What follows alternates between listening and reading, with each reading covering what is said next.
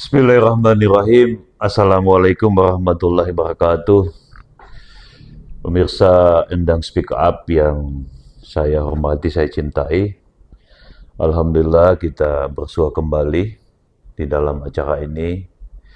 Walaupun sempat jeda kurang lebih sebulan karena saya habis mengalami kedukaan putri saya almarhumah Dana Dipa Islamiyanti berpulang ke rahmatullah. Alhamdulillah malam hari ini saya bisa kembali menemui ibu bapak masyarakat Sulawesi Tenggara melalui media Endang Speak Up ini, dan saya ditemani dua orang narasumber yang luar biasa. Saya izin ini memperkenalkan. Yang pertama, saya panggil abang aja bang ya. Saya panggil abang karena beliau senior saya di HMI. Bapak atau abang Dr. Handus Haji Abu Hasan, MPD. Beliau selain pernah menjadi birokrat, jadi kepala biro, kepala dinas, beliau juga pernah menjabat sebagai Bupati Buton Utara, pernah memimpin partai PDIP, bahkan sekarang masih menjadi kepala Bapilu Partai Golongan Karya. Kemudian insya Allah ini izin saya panggil apa ini? Ya, beliau ini Bapak Dr. M. Najib Hussein SOS MSI, sebenarnya sudah profesor ini. Tapi mungkin tinggal hitam di atas putihnya ini. Kita berdoa mudah-mudahan dalam beberapa waktu yang tidak terlalu lama SK profesornya beliau dari Kementerian Pendidikan Tinggi sudah keluar. Malam hari ini kita akan berbicara tentang etika kehidupan dan komunikasi pejabat publik. Sebagaimana kita ketahui, salah satu penyebab demo 25 Agustus yang kemudian berujung kepada kerusuhan, penjarahan, yang saya kira menambah catatan sejarah kelam kita sebagai bangsa. Salah satu penyebabnya adalah karena gaya, style, atau mungkin etika komunikasi publik yang menjadi pemantik, yang menjadi peletup daripada konsolidasi gerakan rakyat mahasiswa untuk melakukan protes, yang kemudian eskalasinya meluas, berujung menjadi kerusuhan dan penjarahan yang tidak terkendali.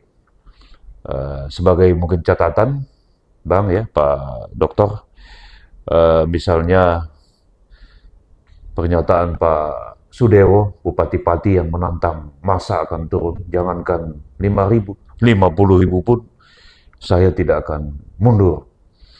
Pak Ahmad Saroni yang mau demo DPR orang goblok. Pak Menak kalau mau cari uang jangan jadi guru ya. Ibu Menkeu, banyak sekali deretan pernyataan-pernyataan pejabat utama kita, pemimpin utama kita di birokrat yang kemudian dianggap menjadi salah satu peletup daripada demo yang berujung kerusuhan di Agustus yang lalu. Saya mulai dari mungkin Bang Doktor ini. Bagaimana Pak Najib, Pak Doktor melihat ini gaya komunikasi pejabat publik kita akhir-akhir ini? Iya, jadi awalnya setelah Prabowo dilantik, kemudian dia mendirikan satu kantor yang disebut dengan PCO, kantor kepresidenan, kantor komunikasi kepresidenan. Badan komunikasi. Iya, saya pikir bahwa arus komunikasi yang akan dilakukan oleh Prabowo dan para menteri-menterinya itu akan berjalan sesuai dengan mekanisme yang kita ketahui selama ini, bahwa yang namanya pejabat publik dalam menyampaikan statement itu kemudian harus lebih berhati-hati. Dan umumnya beberapa pejabat itu menggunakan memang juru bicara, menggunakan humas untuk kemudian apa yang menjadi ide dan gagasan mereka itu kemudian bisa dijelaskan oleh humas ataupun juru bicara kepresidenan. Namun ternyata setelah beberapa bulan Prabowo menjabat, malahan ketua PCO-nya yang kemudian membuat blunder, Kepala BCO-nya. kepala PCO si Hasan, yang ketika ditanya kenapa bagaimana tanggapan Bapak tentang sebuah hadiah yang diberikan Majalah Tempo, ya dia bilang kalau itu dimasak saya. Padahal posisinya adalah sebagai kepala kantor kepresidenan Prabowo itu sendiri.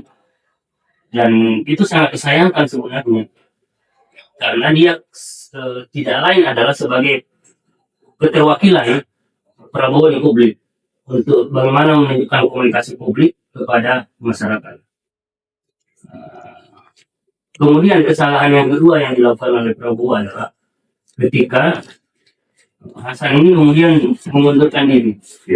Mengundurkan diri. Lalu kemudian Hasan menyampaikan kepada publik bahwa dia sudah mengundurkan diri sebagai kepala PCO. Tragisnya, surat pengunduran dirinya itu kemudian ditolak oleh Prabowo, dan Prabowo menginginkan Hasan tetap menjabat pada posisi kepala PCO. Padahal ini bicara kredibilitas. Sosok Hasan ini sudah tidak dipercaya oleh publik. Makanya tanggapan netizen pada saat dia kembali menjadi kepala PCO adalah katanya sudah mundur, ternyata masih berkantor. Ini kan yang kemudian menyebabkan masyarakat semakin tidak percaya sebenarnya dengan juru bicaranya presiden, dengan humasnya presiden. Padahal ini berbicara tentang tracing. Orang sudah kemudian meragukan bagaimana pola komunikasi yang dibangun oleh presiden. Baru-baru ini ada pelantikan Kepala baru. PCO. Tapi sayangnya kepala yang malahan menjabat 3 posisi. Sebagai wamen. Iya, bukan kemudian fokus di PCO ini. Sehingga saya melihat bahwa memang tidak ada etikat baik dari Prabowo sendiri bagaimana menempatkan komunikasi sebagai instrumen yang penting dalam menjaga roda pemerintahan hari ini. Jadi masalahnya menurut Bapak justru di Presiden Prabowo sendiri yang tidak menganggap penting. Posisi Prabowo yang agak lemah karena dia melihat bahwa komunikasi itu bukan instrumen yang penting untuk kemudian dijaga, yang kemudian bisa membuat citra yang baik bagaimana pejabat negara ke masyarakat. Kalau seandainya komunikasinya satu pintu, sudah pasti semua pejabat-pejabat ketika mengeluarkan statement, ya ada juru bicara, ada kantor kepresidenan yang kemudian bisa mewakili bagaimana program-programnya Prabowo. Hari ini kita lihat sendiri lagi bagaimana kemudian ketika salah seorang wartawan bertanya kepada Prabowo tentang program MBG, itu kemudian menimbulkan emosi yang kemudian menyebabkan kartu wartawan di kepresidenan itu kemudian dicabut. Sudah dikembalikan. Tapi itu kemudian menjadi sebuah warna yang kurang bagus sebenarnya. Dan disitulah fungsinya PCO sebenarnya. Jadi menjelaskan bagaimana program MBG ini, program makan bergizi gratis ini, apa yang harus dilakukan ketika begitu banyak masalah yang timbul di lapangan. Dan saya pikir bahwa Prabowo tidak usah menjelaskan itu, cukup PCO-nya yang menjelaskan karena memang posisinya seperti itu. Di sini menurut saya pintu masuknya persoalan yang kemudian menyebabkan kenapa etika komunikasi itu tidak berjalan, karena sebenarnya relnya sudah ada, rel yang dibuat sudah ada oleh Prabowo, tapi kemudian rel itu tidak bisa digunakan dengan baik. Tapi saya kurang percaya bahwa Pak Presiden Prabowo itu tidak menganggap komunikasi itu sebagai sesuatu bagian yang sangat penting. Ya, tapi kalau mendengarkan penjelasan Pak Dokter tadi ini, sepertinya memang soalnya di pemimpin pemimpin kita sendiri. Kalau dia punya etikat baik, sudah pasti kemarin setelah pelantikan PCO yang kedua, dia pasti melantik orang-orang yang betul-betul profesional. Orang yang memang ahli di bidangnya, dan kemudian fokus untuk itu. Untuk memperbaiki tata kelola komunikasinya kita. Seperti bukan ini ya, perbandingan saja. Di zaman Pak SBY kan kita punya Andi Malarangeng waktu itu sebagai jubir dengan Dino Pati Jalal. Iya. Dan siapa lagi satu yang ahli UI itu, komunikasi di UI itu juga. Apakah ini bisa diadop mungkin oleh Pak Presiden Kalau saya Prabowo? belum terlambat sebenarnya, memang sudah ada lembaga yang dia buat. Untuk apa kita buat lembaga, lalu kemudian lembaga itu kemudian tidak berfungsi. Jadi diperlukan revitalisasi kelembagaan Kalau saya seperti itu. terhadap PCO ini. Baik, selain di tingkat nasional, kita juga melihat di tingkat daerah memang ada persoalan gaya komunikasi publik kita seperti Sudewo Bupati Pati itu yang menantang masyarakat, jangankan 5.000, 50.000 pun saya tidak takut. Bagaimana Pak Dokter melihat itu?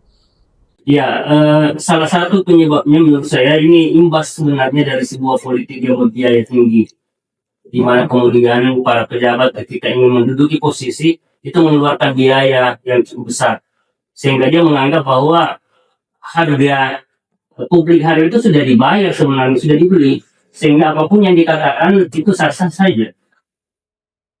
Kalau kemudian sekarang pejabat tidak mau membuka ruang komunikasi, ya dia pikir saya punya kekuatan, dan tragisnya adalah karena yang seharusnya bisa memberikan semacam pengawasan bagi eksekutif, yaitu para perwakilan kita di legislatif, itu tidak berjalan. Ya nggak usah sebenarnya kita jauh ke mana, ke Jawa sana, di daerah kita saja seperti itu sekarang ini. Bagaimana ruang komunikasi itu tidak berjalan? Atau mungkin kalau melihat tadi penjelasan Pak Dokter ini soal Presiden Prabowo sampai tingkat daerah, atau mungkin masih ada yang menganggap bahwa sebenarnya komunikasi publik itu tidak penting untuk Iya, kesimpulannya seperti itu. Karena dianggap bahwa ya untuk mendapatkan dukungan, mendapatkan partisipasi masyarakat itu sesuatu yang tidak berarti buat pejabat-pejabat kita hari ini. Karena dia menganggap bahwa program-program yang dikerjakan ya sudah, itu yang disampaikan kepada masyarakat, ya masyarakat menerima apa saja. Tapi dari respon reaksi publik terhadap gaya komunikasi itu, saya kira kan kemudian ada demo, ada kerusuhan apa. Apakah ini tidak disadari?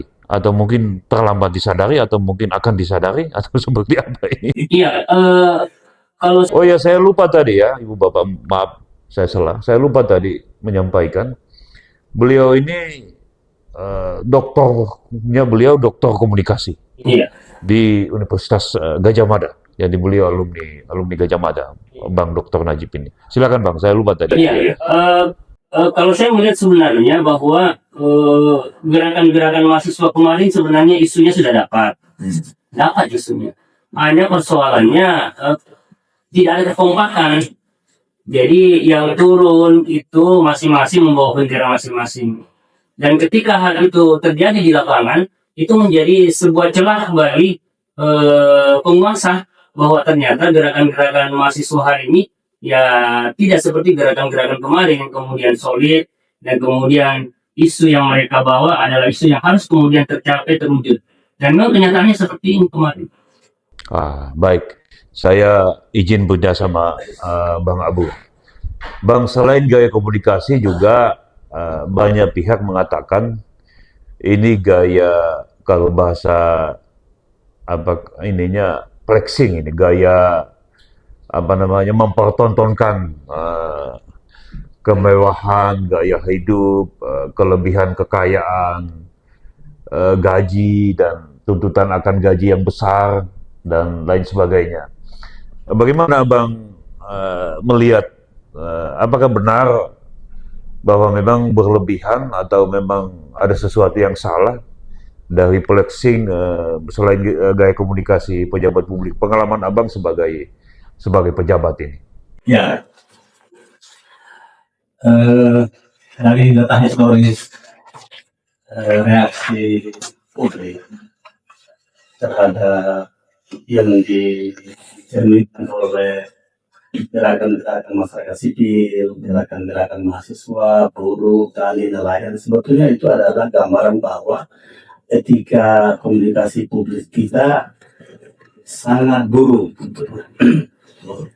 Padahal kalau kita mau memahami substansi komunikasinya, komunikasi itu penting karena kalau komunikasi pejabat publik itu baik, maka soal-soal kecil yang dihadapi di masyarakat itu tidak akan jadi besar, dan masalah-masalah besar itu bisa kecil. Tapi karena karena hawa pejabat publik, hawa ini kan fleksi, ada Hawa pejabat publik. hawa. Itu yang menarik Bang. Tadi saya mau tanyakan, tapi supaya dapat saya kejar aja Abang di situ. Ya, Saya tahu Abang juga dekat dengan Menteri Agama, Pak Prof. Nasaruddin Umar. Bahkan salah satu jamaahnya mungkin, kan beliau imam besar di Istiqlal. Yang kita tahu beliau orangnya bersahaja, sangat sederhana.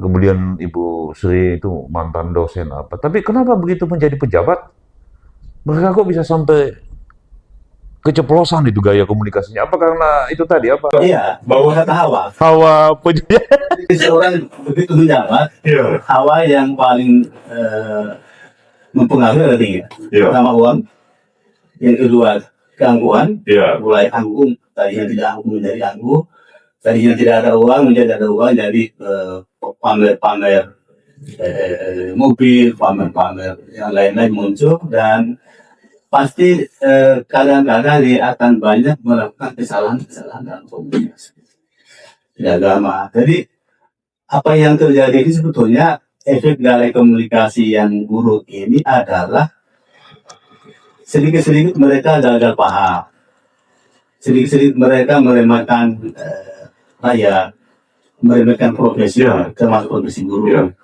meremehkan media dan lain sebagainya.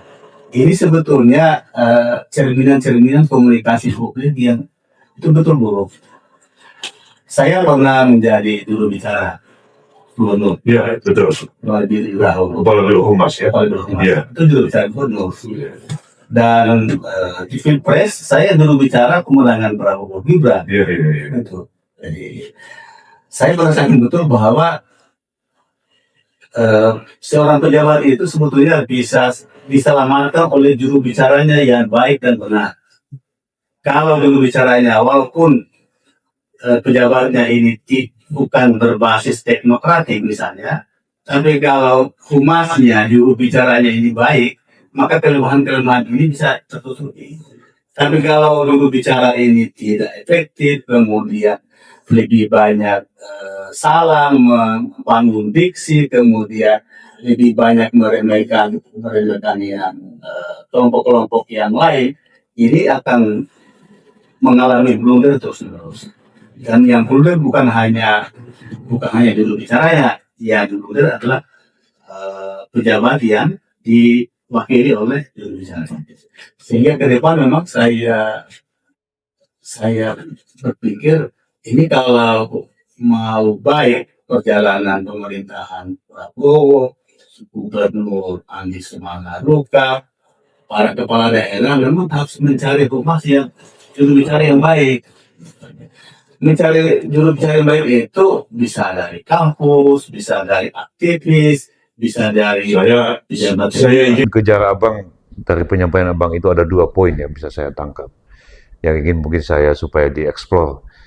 Mungkin ada kaitannya tadi dengan pernyataan Pak Dr. Najib soal biaya politik kita yang mahal. Sebenarnya kenapa sih ada hawa, ada tuntutan pejabat itu harus flexing, memamerkan kekayaannya, memamerkan mobilnya, memamerkan.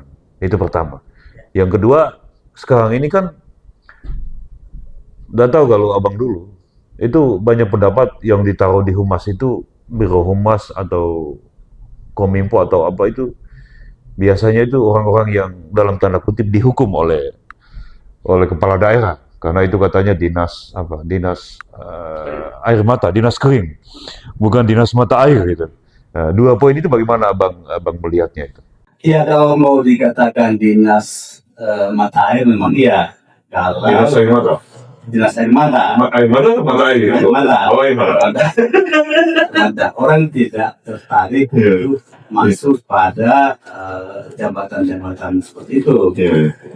Memilih kepala dinas karena kalau di dinas itu kan dananya disetor sendiri. Iya. Kalau humas kan tidak, tergantung dari sekda, Iya. tergantung dari TAPD gitu. Tapi saya menjadi juru bicara gubernur itu saya nikmati karena kita tahu banyak hal dari bawah untuk disampaikan ke pimpinan hanya dengan jabatan humas. Yang berikut, apa tadi yang pertama? Soal fleksi. Dia flexing, Bang. Iya, karena pejabat ini kan memang itu pengaruh yang paling besar. Hawanya orang kalau sudah pejabat dari tidak bergaya menjadi bergaya. Iya. Itu kenapa maksud saya? Abang pengalaman abang itu Iya, sebetulnya tergantung juga pribadi seseorang. atau mungkin abang bisa sewa menjadi bupati butuh ada perubahan nggak? Saya hampir tidak ada. Dari Abu Hasan yang sebelum jadi bupati dan setelah Saya jadi pernah hampir tidak ada. Tidak ada ya. Karena sebelum saya jadi bupati kan saya sudah berinteraksi luas dengan banyak pejabat. Saya sudah berinteraksi dengan presiden, dengan melalui berbagai aktivitas organisasi baik di KMPI maupun partai. Tapi sesungguhnya itu sebuah kesalahan kalau tidak disadari. Kalau gaya-gaya itu hanya akan menciptakan kesenjangan antara pejabat dengan masyarakat yang kita layani. Pejabat publik kan pelayan masyarakat. Kalau kesenjangan itu terus terjadi, maka ini akan menimbulkan reaksi-reaksi negatif dari masyarakat. Karena apalagi kondisi hari ini yang tidak sedang baik-baik saja, mestinya ini harus diinternalisasi oleh semua pejabat bahwa masyarakat kita ini gampang sekali tersulut, gampang sekali terpicu oleh pernyataan-pernyataan yang tidak mengenakan perasaan publik. Kondisi ekonominya mereka sedang hancur, harapan berkarir pegawai negeri hampir tidak ada karena munculnya KKR setiap pergantian kepemimpinan. Ada denda, ada balas jasa, ada balas denda. Sebetulnya kalau hanya balas jasa, Ada job, ada non job. banyak muncul. Dan yang hari ini sebetulnya yang paling buruk adalah komunikasi di birokrasi. Kenapa komunikasi birokrasi ini sangat buruk? Karena rata-rata kepala daerah ini tidak bisa memberi arah. Kita punya Tidak bisa mau beli direktif. tidak bisa memberikan direktif karena rata-rata basic teknologi mereka tidak ada. Begitu kan itu kan yang muncul kalau misalnya orang punya pengalaman birokrasi, punya pengalaman organisasi, punya pengalaman politik. Ini kan tiga-tiga yang tidak ada. Tidak ada. Juru bicara tidak bagus. Membentuk tim percepatan pembangunan asal-asalan tanpa norma, standar dan prosedur. Identikan tim percepatan itu identik dengan tim pemenangan. Oh, Padahal jauh, iya. kan beda. Keputusan-keputusan ini juga menciptakan diskomunikasi antara pejabat dengan konsumen yang akan menerima kehadiran orang-orang ini. Jadi saya membayangkan kalau ini berlanjut terus, yang rusak itu bukan hanya kehidupan sosial, kehidupan ekonomi, birokrasi kita akan hancur sehancur lagi. Hari ini harapan berkarir orang di kantor hancur tidak ada. Nah begitu tunggu selesai pilkada, hampir selesai juga riwayat berkarir mereka. 5 sampai 10 tahun yang akan datang. Saya kembali izin ke Pak Dr. Najib dari penjelasan Bang Abu tadi. Memang apakah ada keharusan dengan situasi dan kondisi politik kita saat ini? Ada keharusan dari para pemimpin utama kita untuk menunjukkan bahwa dia memang kaya, dia memang berada ya dengan flexing itu, dan tadi juga sudah disampaikan bagaimana seharusnya gaya komunikasi pejabat publik kita ini, terutama bupati, wali kota, kepala-kepala daerah atau gubernur, wakil gubernur. Oke lah kalau mungkin tadi disampaikan oleh Abang, diduga sebagian dari mereka ini tidak memiliki kompetensi, mungkin juga karena kapasitas atau bagaimana. Nah, bagaimana menyiasatinya ini menurut Pak Dokter ini sebagai ahli komunikasi? Iya, kalau halayak itu sebenarnya mempercayai komunikatornya dalam hal ini penyampai pesan itu sama sekali nggak dipengaruhi dengan kekayaan, tapi lebih banyak pada persoalan tingkat kejujuran. Artinya begini, bahwa seorang komunikator apa yang disampaikan itu kemudian bisa dilaksanakan. Ukurannya hanya itu saja. Bang Dokter nonton nggak video Pak Kiai Dasat Latif? Kenapa lagi kau marah, kau datangi, nah sementara kau yang pilih? Nah, itu kan sebenarnya Iya, saya kira satu pernyataan yang walaupun mungkin disampaikan dengan gaya iya. Makanya kan kemarin Prabowo tampil dengan nuansa baru sebagai calon pemimpin yang menghilangkan suasana-suasana yang penuh dengan keseriusan. Dia membawa gaya baru, gaya gemoinya. Oke, kasih. Iya, gaya itu yang dia bawa. Jadi dia mencoba membuat antitesis dengan lawan-lawan politiknya kemarin. Dan itu dapat. Di pemilu 2000. Iya, pemilih 2024 dapat. Apalagi pemilih-pemilih Gen Z yang melihat, oh seperti ini calon pemimpin yang kita harapkan. Tapi kalau tidak salah, termasuk itu kan yang dikritik kenapa menari-menari di sidang paripurna apa? Itu Setelahnya. itu setelahnya. Kenapa? Sebenarnya masyarakat Ada pergeseran. Iya, sebenarnya kan masyarakat menganggap bahwa persoalan tarian dan sebagainya itu sudah berakhir. Sekarang kita bekerja, kita buktikan. Pembuktian itulah yang hari ini sampai kurang. Bukan lagi zamannya menari dan Bukan lagi. menyanyi ini. Makanya apa yang dikatakan kemarin Prabowo tentang lawan politiknya bahwa omon-omon, akhirnya kena batunya sekarang. Bisa kembali kepada Prabowo sendiri. bagi saya. Iya, betul tadi yang dikatakan oleh Abang tadi masalah humas. Jadi humas itu menjadi corongnya pemerintah, tapi juga dia tetap berada pada sisi masyarakat. Jadi memang kakinya ada dua, yang kanan di pemerintah, yang kiri di masyarakat. Lalu apa gunanya sebenarnya humas? Gunanya humas itu adalah bagaimana menjaga hubungan baik dengan media. Kita masih ingat mungkin kasusnya wali kota Kendari dulu, Asrun ketika periode pertamanya, yang kemudian menyebabkan saudara kita Masri sampai harus turun demo dan sebagainya ketika Pak Asrun itu langsung memutuskan hubungan dengan media.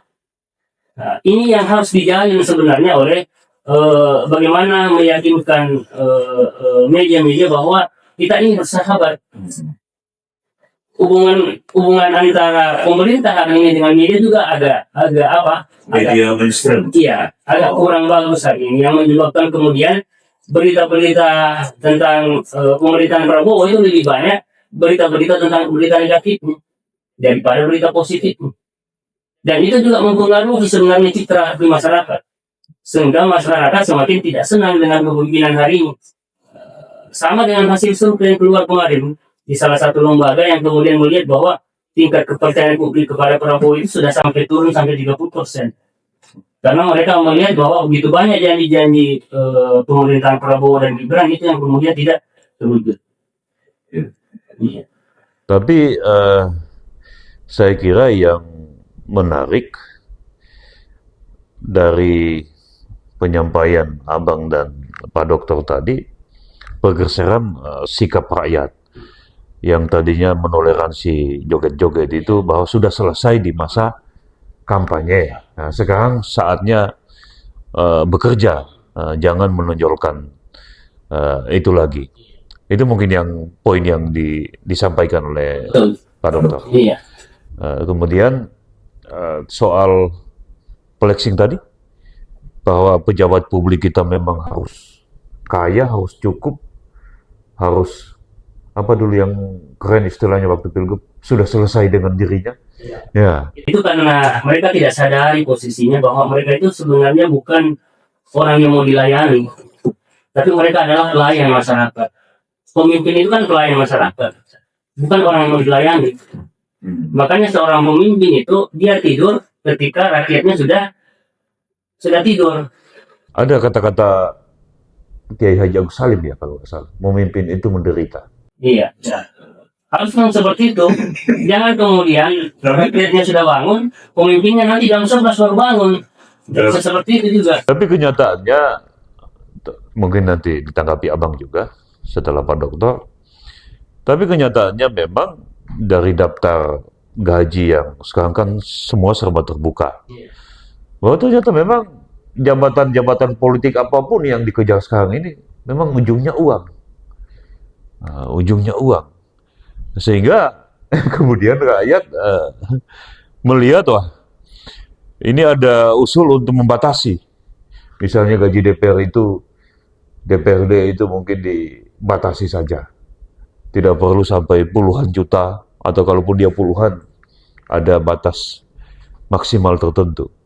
Nah, bagaimana Abang melihat itu? Apakah memang ini bisa merubah merubah budaya tradisi politik kita atau bagaimana ini?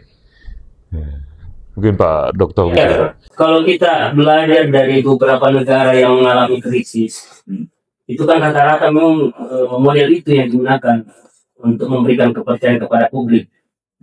Misalnya gaji DPR itu dipangkas, gaji pejabat itu dipangkas, tidak ada penggunaan mobil dinas dan sebagainya. Itu kan triknya bagi negara-negara yang sudah keluar dari permasalahan yang dialami selama ini. Misalnya Argentina, Brasil, dan sebagainya. Semua menunjukkan seperti itu. Jangan kemudian kita lagi kesusahan seperti ini, kemudian kita bebankan lagi sama masyarakat dengan menaikkan pajak, kemudian berutang ke luar negeri. Bukan seperti itu jalan keluarnya. Jalan keluarnya adalah bagaimana kita mengevaluasi diri kita. Ya. Dan harus sebenarnya ya mulai dari Prabowo sendiri menunjukkan itu. Begitu juga dengan para pemimpin di daerah. Para gubernurnya harus menunjukkan seperti itu. Baik. Saya kembali ke Bang Abu. Bang, kalau menurut Abang, kenapa sih kondisi ini terjadi? Dan bagaimana seharusnya, bagaimana cara kita untuk memperbaiki etika pejabat publik kita?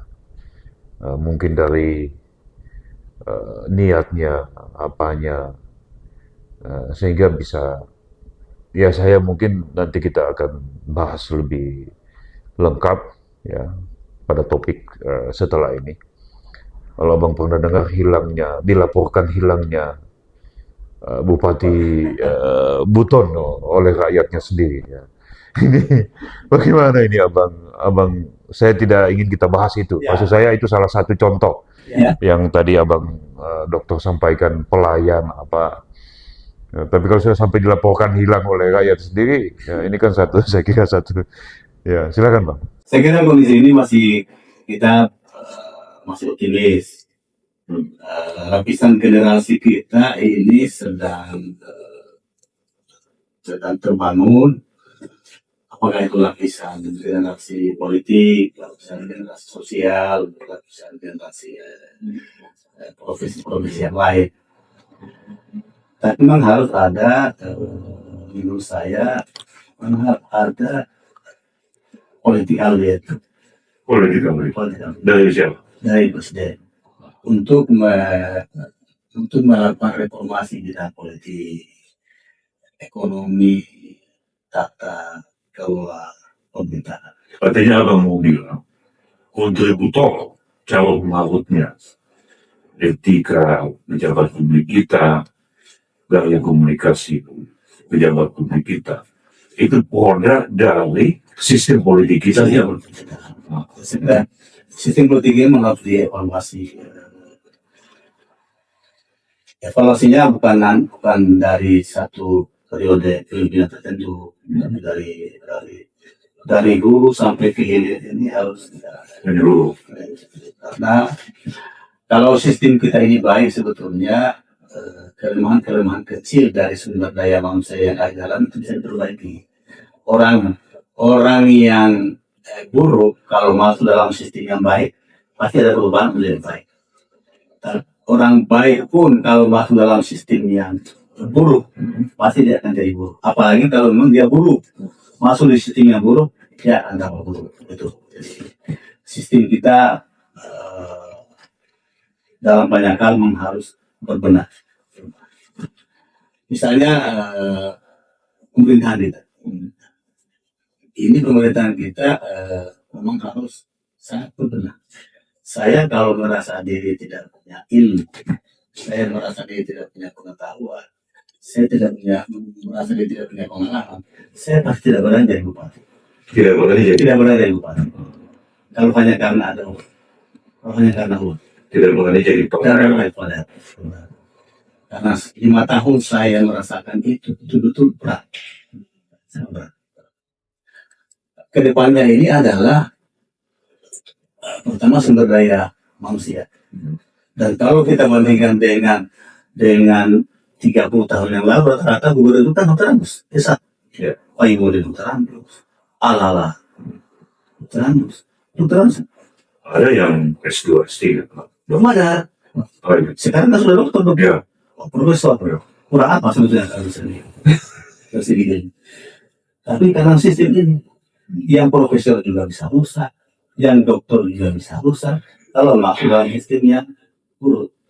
Sistem yang buruk kita ini antara lain sistem yang penuh dengan korupsi, ada kolusi, ada mesti seorang pejabat itu dia bersumpah dalam hatinya diri, oh saya tidak akan korupsi kalau saya jadi, saya tidak akan kolusi dan saya tidak akan korupsi. Itu yang saya mau tanyakan, sarannya Abang Iya. kepada junior-juniornya yang memimpin daerah saat ini dengan kondisi seperti itu, dan mungkin apa namanya, kompetensi yang dia miliki mungkin Ya. belum memadai seperti yang Abang sampaikan. Apa sarannya kira-kira ya? Selain kompetensi, harus berjanji dalam diri masing-masing. Saya selamat dari keluarga, tidak akan korupsi.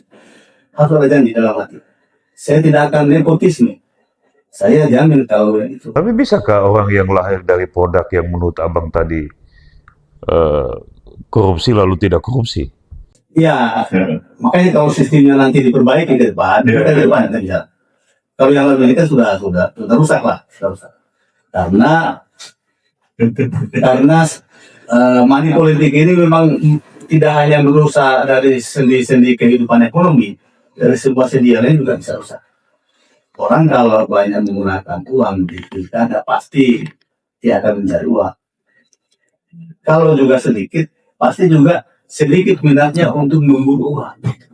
Karena mungkin tidak ada utangnya, mungkin kehidupan keseharian sebelumnya biasa-biasa saja, setelah itu juga biasa-biasa saja. Tidak fleksi, tidak punya mobil-mobil mewah, tidak punya rumah mewah, tidak punya jam tangan Rolex yang dipamer-pamer seperti pada daerah yang ada dan lain-lain sebagainya. Sehingga memang kalau sistem ini kita perbaiki, masih ada harapan negara kita bagus. Mulai dari pusat, provinsi, ke daerah. Jadi saya setuju sebetulnya kalau sistem pemilihan kepala daerah itu jangan lagi pemilihan raya. Nanti kita akan bahas itu. Nanti mungkin saya undang Abang lagi. Nah, saya kembali ke Bang Dr. Najib ini. Menurut Abang ini, apa yang harus kita lakukan? Ada saran ke pejabat-pejabat kita ke depannya seperti apa untuk memperbaiki etika publiknya dan gaya komunikasinya? Ya kalau saya bagaimana menempatkan komunikasi itu sebagai instrumen yang penting. Iya, saya belajar di salah seorang wali kota Bau-Bau. Jadi Pak Yusra wali kota Bau-Bau sebelumnya, sebelumnya.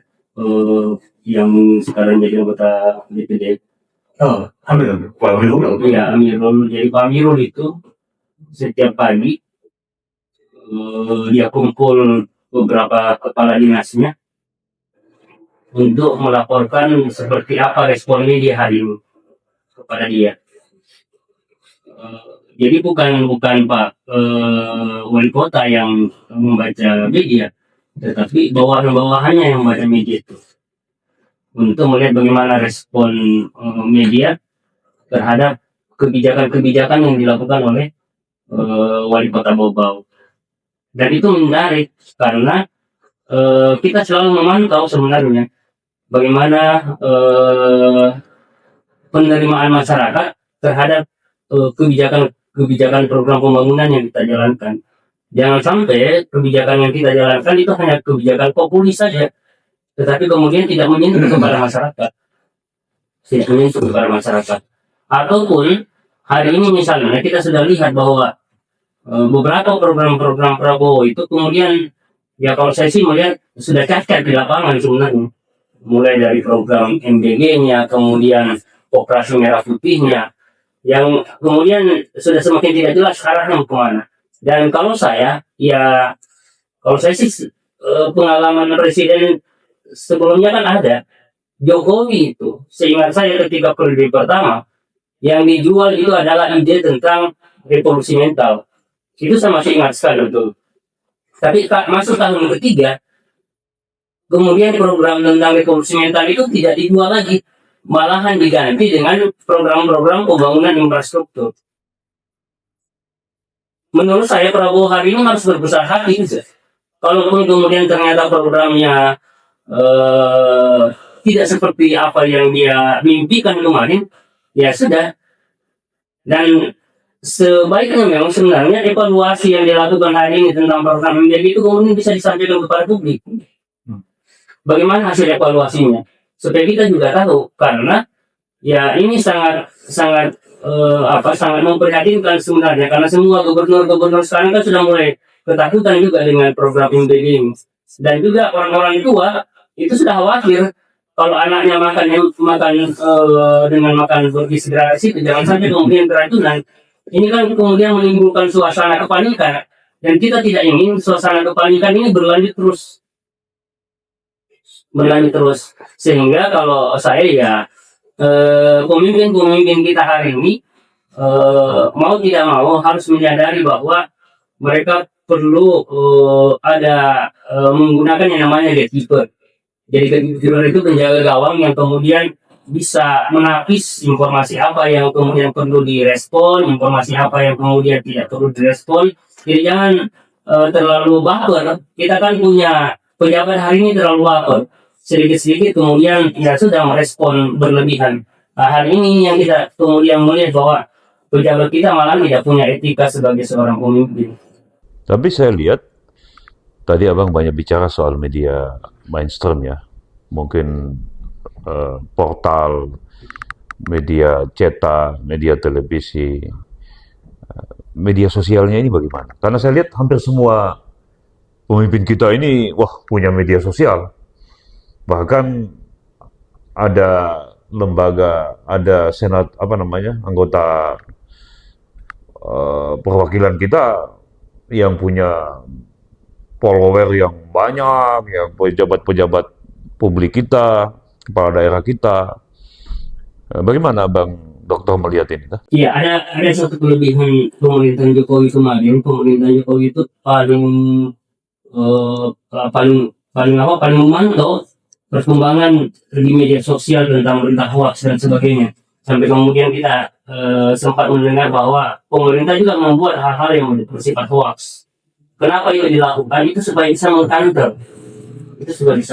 Jadi kalau ada misalnya opini yang kurang bagus tentang pemerintah, itu kemudian bisa langsung dikanter, dijelaskan kepada publik kenapa seperti ini terjadi. Nah, ini yang hilang hari ini sebenarnya. Jadi banyak penilaian negatif terhadap pemerintah yang sudah berlalu begitu saja. Satu isu belum selesai, lalu isu yang baru lagi.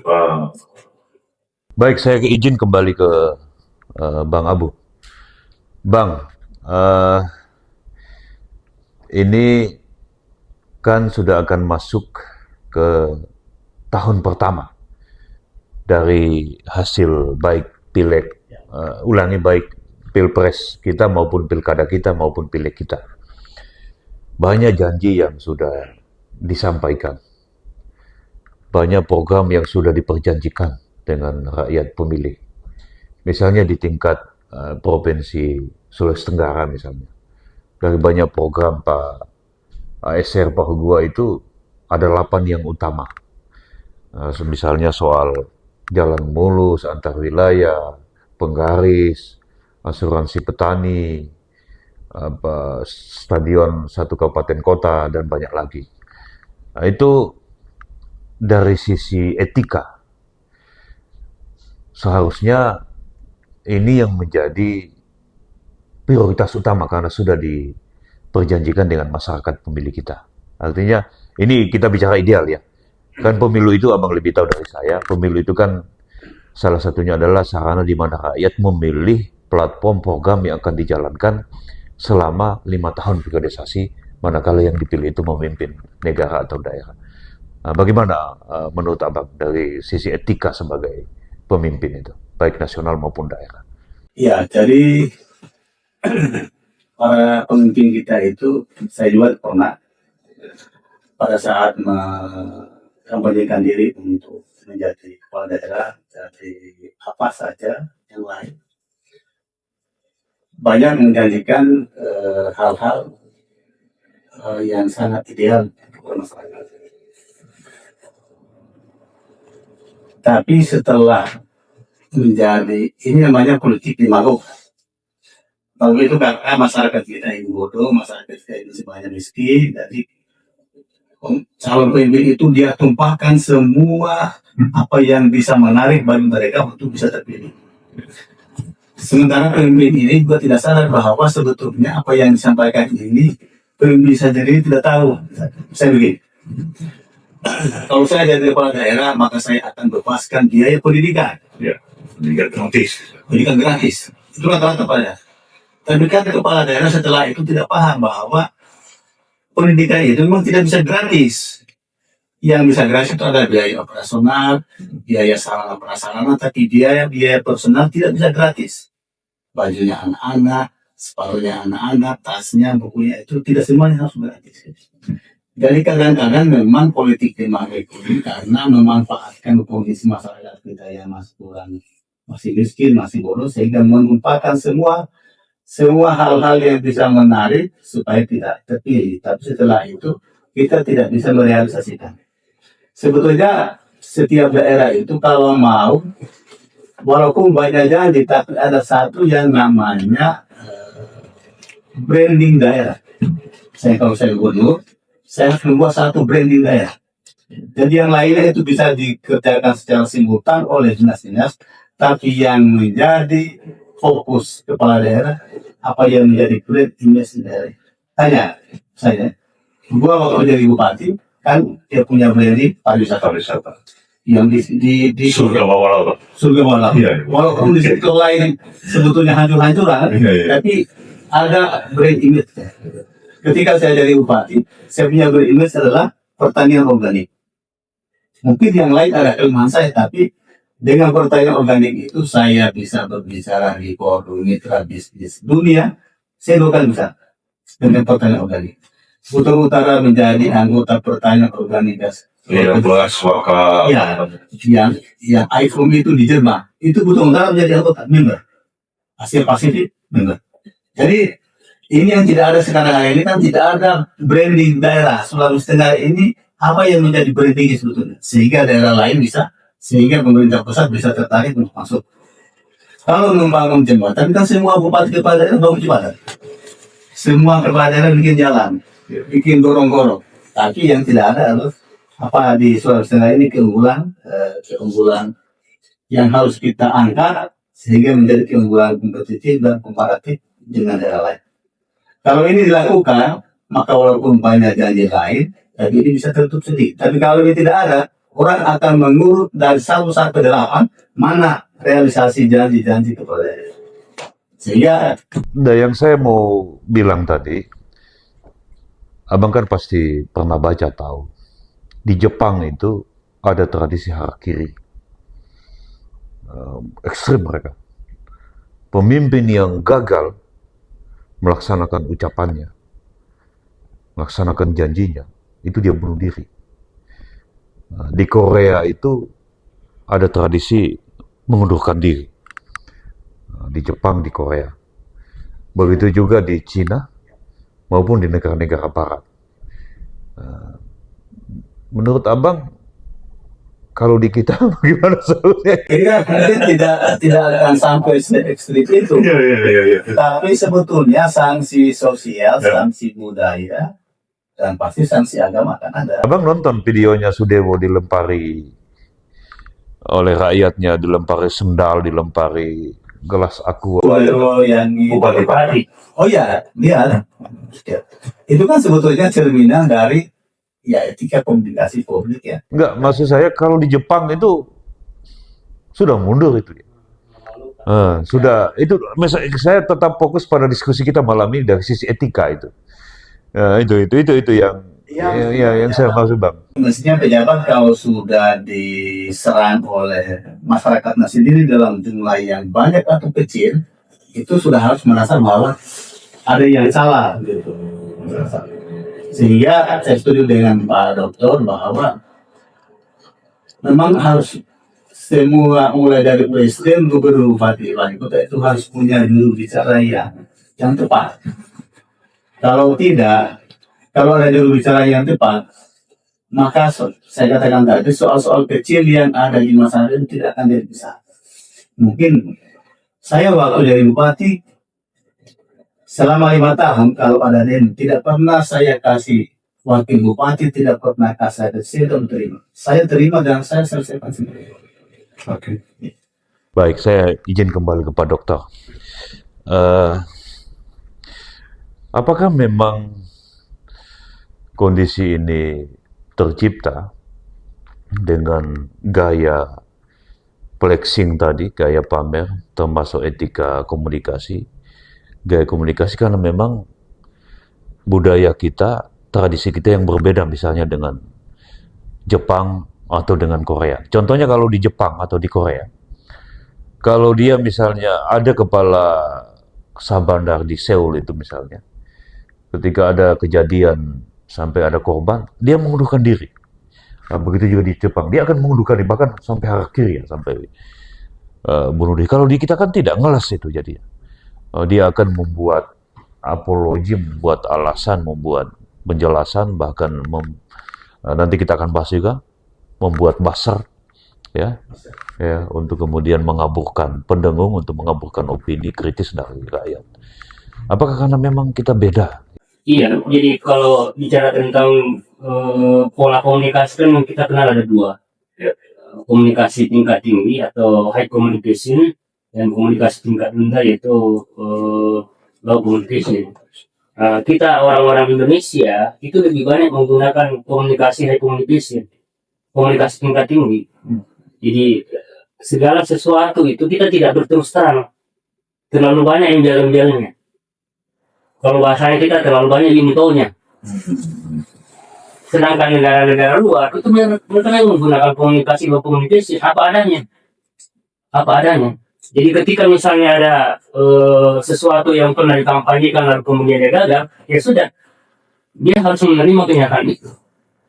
Nggak boleh ngeles lagi. Tidak bisa lagi. Oh, ada ini. Tidak bisa lagi. Dan ini semakin parah ini karena dari bocoran teman-teman di Bapeda dari beberapa kabupaten yang saya dapatkan bahwa dalam penyusunan RPJMD mereka banyak program-program yang mereka kampanyekan kemarin itu tidak bisa masuk karena mereka harus mengadopsi program-program pusat. Mereka harus memasukkan MBG, mereka kemudian harus memasukkan Koperasi Merah Putih dan program-program lainnya. Dan ini kemudian mengambil porsi dari apa yang menjadi program-program kemarin mereka waktu kampanye. Jadinya ya mau tidak mau pemimpin kita sekarang ini dalam kondisi yang sangat terjepit sebenarnya. Ini buah dari yang namanya sentralistik. Sehingga yang namanya otonomi daerah itu kemudian tidak bisa kita lihat hari ini. Nah, jadinya kita jadi, waduh, pesimis kita ini, tidak bisa berharap banyak dengan. Iya, karena memang sudah seperti itu rancangan setiap daerah sekarang. Akhirnya program-program yang misalnya ada program unggulan, ya harus tergeser dengan harus memasukkan program-program nasional. Dan selama ini tidak pernah terjadi pada pemerintahan kita. Barusan kali ini kemudian bagaimana kemudian daerah itu harus secara serempak itu mengikuti apa yang menjadi program nasional. Apa yang harus dilakukan kalau begitu? Andai Pak Dokter sebagai bupati, wali kota atau gubernur dengan kondisi seperti ini. Ya, yang saya lihat sebenarnya sekarang, ya, yang kondisi sekarang ya, bupati-bupati itu sebenarnya sudah mulai mengeluh di bawah.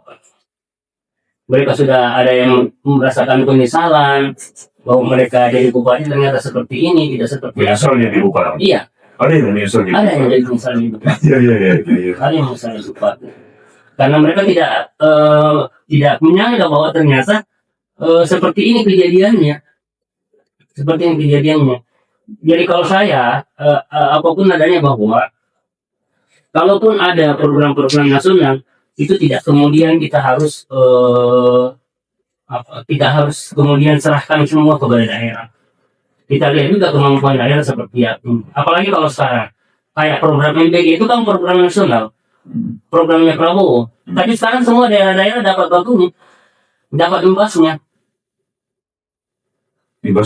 Imbasnya dengan banyak peraturan dan sebagainya, yang menunjukkan bahwa program itu ya memang ada yang salah.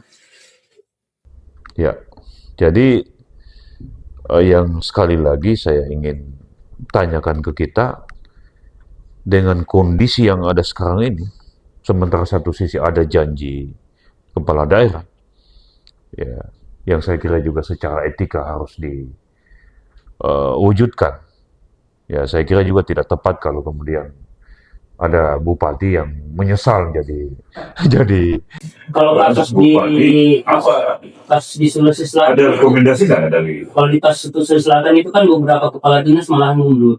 tadi ya benar saya baca itu. Iya, kalau nggak salah ada 3 atau 5 orang. Provinsi kalau itu. Iya, provinsi. Setuju. Iya, sekitar itu. Iya, itu kan membuktikan diri bahwa ya mereka tidak bisa sejalan dengan pemimpin mereka ini. atau mungkin karena tidak mau menderita. Nah, itu yang saya tidak tahu. Karena bagaimana Bang? Kan tidak mau menderita ya. Karena sudah ada di premnya selama ini bahwa memimpin itu bukan menderita.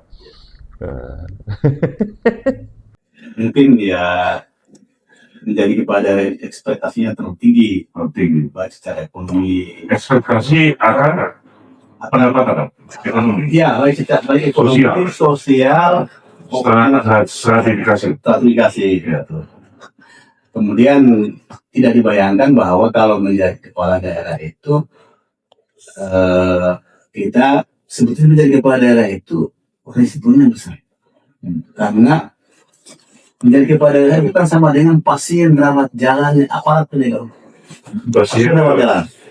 Kita bukan rawat inap. Nanti kalau sudah tersangka rawat inap, tapi semua kepala daerah itu pasien rawat jalannya KPK, kejaksaan, polisi. Karena semua yang kita lakukan itu, mau itu program unggulannya presiden, mau itu apa saja, itu pasti akan dievaluasi, diperiksa secara hukum.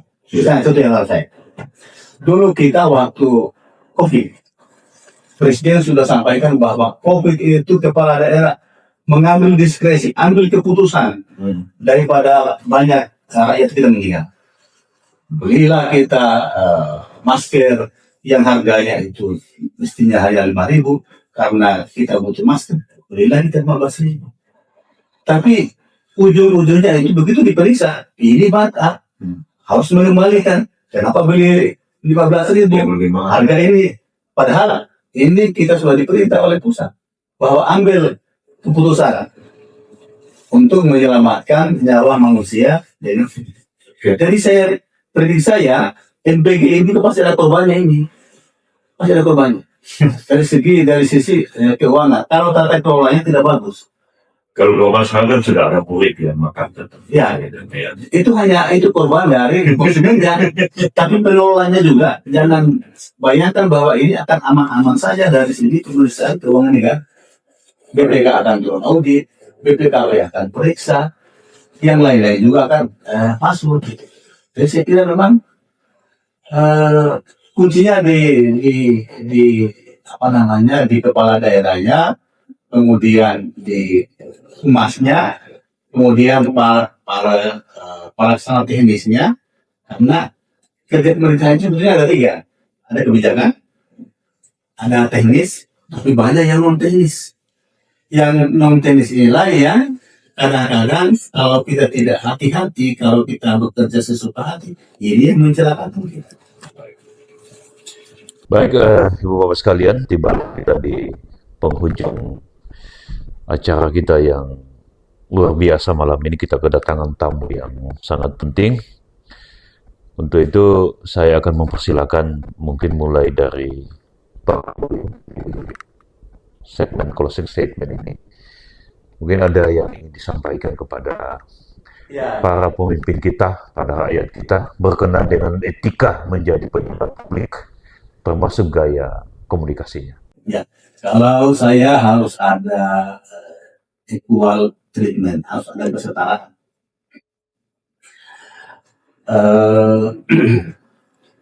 Semua harus berbenah. Kondisi hari ini semua berbenah. Para pejabat berbenah, tapi juga rakyat kita harus berbenah. Kenapa rakyat harus berbenah? Sebetulnya pemimpin yang ada hari ini, apakah itu kepala daerah, apakah DPR, sebetulnya itu adalah cerminan rakyatnya. Cerminan rakyatnya. Karena mereka yang pilih. Mereka yang pilih. Apakah pilih karena janji, apakah pilih karena uang. Jadi kalau memang dasar ya, soalnya dia bilang, sebetulnya tidak perlu kita maki-maki kita punya pejabat, karena kan kita yang dipilih. Tidak perlu kita suruh partai DPR, karena rakyat yang pilih. Di satu sisi, itu yang saya katakan equal treatment. Tapi juga penguasa harus menjaga etika komunikasi publiknya. Jangan sedikit-sedikit meremehkan mahasiswa, meremehkan buruh, meremehkan tani, nelayan, meremehkan profesi guru. Gitu. Jadi para pemimpin ini juga harus memperdomani kriteria. Kalau dalam Islam itu kan memang pemimpin itu minimal dua. Pertama dia tabligh itu kan kemampuan komunikasinya bagus. Itu satu pemimpin dari 4. Yang kedua harus fatona, harus cerdas. Orang yang cerdas akan tercermin dari etika komunikasinya. Dan etika komunikasi pejabat publik itu pasti berbasis dari kecerdasan pejabat publiknya. Apakah kecerdasan intelektual, apakah kecerdasan sosial, apakah kecerdasan spiritual.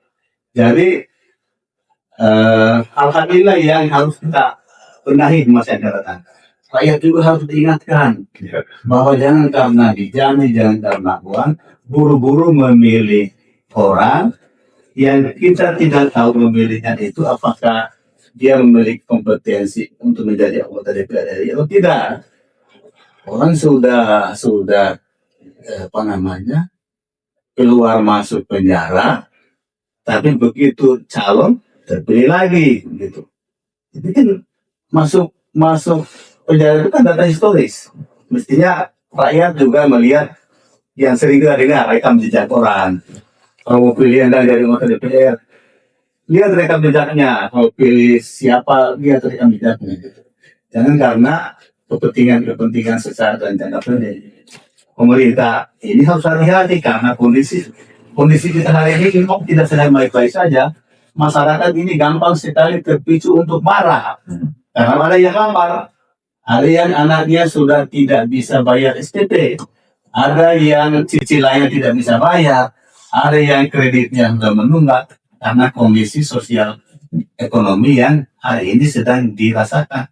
Dan inilah sebetulnya pemerintah mau dari pusat sampai di daerah menurut saya, kalau saya itu fokus saja ke kebijakan ekonomi yang pro rakyat.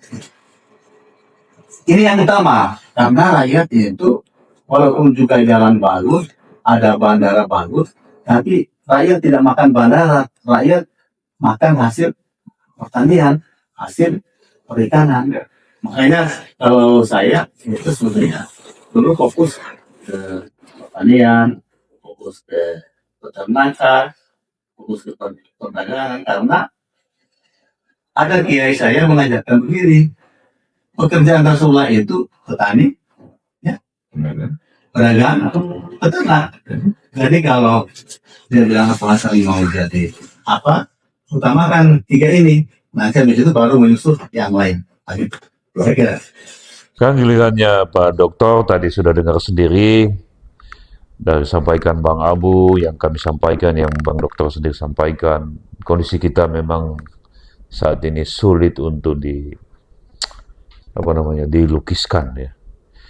Satu sisi sistem pemilu kita luar biasa, mahal, ribet, elektoral prosesnya, electoral law-nya juga banyak celah, pemilihnya juga itu tadi koruptor masih dipilih, orang yang merusak hutan masih dipilih, orang yang mencuri kekayaan sumber daya alam kita masih dipilih. Tapi satu sisi kemudian produknya mau diharapkan menjadi malaikat, menjadi orang baik, menjadi pelayan apa. Itu kan di situ distorsinya. Nah, mungkin sebagai closing statement ini ada yang ingin disampaikan Pak Dokter ke depannya seperti apa seharusnya kita ini. Iya, kalau saya sih sebenarnya dengan begitu banyaknya lembaga yang dibuat oleh Prabowo hari ini, ada baiknya difungsikan dengan baik. Menurut saya PCO sebagai kantor kepresidenan, kantor komunikasi kepresidenan Prabowo itu sebenarnya sebagai sebuah wadah yang sudah bagus, hanya tidak difungsikan dengan baik, sehingga kemudian pemerintah tidak punya sebuah bagian yang bisa membackup dan bisa menjelaskan kepada masyarakat tentang seperti apa program-program yang dijalankan oleh pemerintah hari ini. Jadi memang tolak ukurnya harus jelas, dan pemerintah juga dalam menjalankan etika komunikasi publik ini harus banyak-banyak mendengarkan apa yang menjadi keluhan publik. Jangan kemudian yang muncul adalah kesombongan, yang muncul adalah kemewahan, tapi banyak-banyaklah untuk kemudian bisa menangkap apa yang menjadi keinginan masyarakat. Karena kita tahu sendiri kemarin ketika kampanye kan mereka dekat dengan masyarakat. Masa sekarang menjadi pemimpin menjauh? Karena salah satu tingkat keberhasilan komunikasi itu adalah persoalan proximity, jarak. Semakin dekat jarak kita kepada publik, maka hasilnya jauh lebih bagus yang kita dapatkan. Dan yang terakhir bahwa bagaimana pemerintah dalam menjalankan komunikasi publiknya itu lebih banyak menggunakan komunikasi yang efektif. Ya, jadi sebelum membuat statement itu dipikirkan apa akibat yang ditimbulkan. Jadi bagaimana kemudian para pembantunya Prabowo ini bukan kemudian menimbulkan masalah Prabowo, tapi kemudian bisa meringankan kerjanya Prabowo hari ini. Saya pikir itu yang perlu kita. Kalau di daerah, ya itulah problem yang dihadapi oleh orang-orang daerah hari ini, bahwa mereka sebenarnya menghadapi kondisi yang tidak baik-baik, karena di satu sisi mereka harus mengimplementasikan program-program nasional, tapi di sisi lain anggaran untuk itu belum sepenuhnya tersedia. Dan kedua, mereka juga diperhadapkan dengan program-program lokal mereka yang juga belum bisa terwujudkan hari ini. Dan saya kira bahwa apapun persoalan dan permasalahan yang dihadapi oleh pemimpin di daerah, setidak-tidaknya pemimpin daerah itu tidak meninggalkan rakyatnya, tetap bisa berada di tengah-tengah masyarakat, supaya tidak ada lagi pemimpin yang dilaporkan hilang. Yang lebih banyak Jakarta daripada Ya. Jadi kalau mereka stres, mereka kemudian kebingungan dengan menghadapi kondisi sekarang ini, ya sudah itu menjadi resiko menjadi seorang pemimpin. Nah, Jangan kemudian menjadi pemimpin kalau dalam kondisi yang normal. Jangan menyesal jadi bupati. Iya, jangan misalnya. tapi jangan juga terlalu tinggi angan-angan. Iya, iya. Karena angan-angan itu kalau sudah terwujud, itu juga bisa lantar. Baik, Ibu Bapak sekalian, tibalah kita di penghujung acara ini. Dari pembicaraan kami dengan pakar kita, ya, senior kita ini, Bang Abu Hasan dan Pak Dr. Najib, saya kira banyak sekali hal-hal yang bisa kita petik, bisa kita ambil. Misalnya pertama, soal bagaimana sesungguhnya Mulai dari nawaitu, niat, komedi kita, termasuk gaya komunikasi.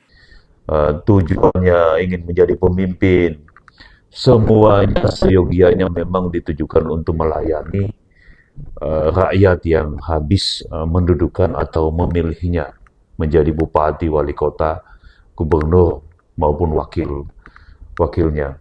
Kemudian yang kedua, ternyata memang pemimpin-pemimpin yang saat ini justru banyak dikritik oleh kita juga memang pada kenyataannya dipilih oleh kita sendiri sebagai voter, sebagai pemilih.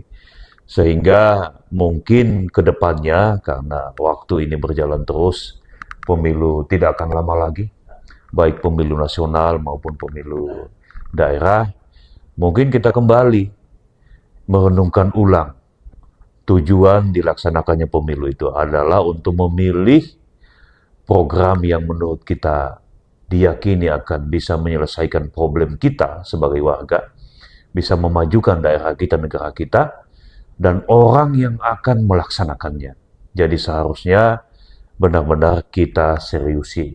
Saya teringat, biasanya ini mayoritas ibu-ibu, ya mungkin abang pengalaman juga.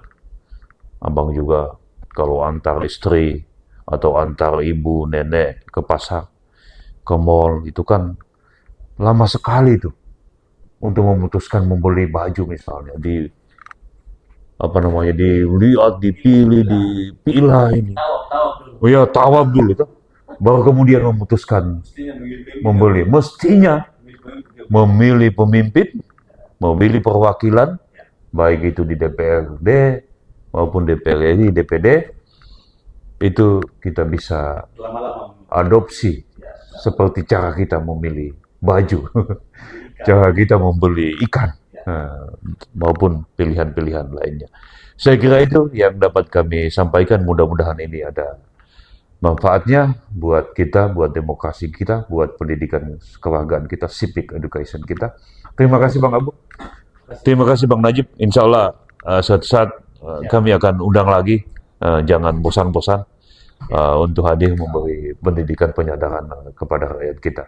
Karena saya selalu yakin dengan kerja keras kita semua, pada akhirnya kedaulatan rakyat ya benar-benar bisa terwujud, dan kita akan membuktikan bahwa Socrates salah dengan tidak mempercayai demokrasi. Saya kira itu. Terima kasih. Assalamualaikum warahmatullahi wabarakatuh. Waalaikumsalam.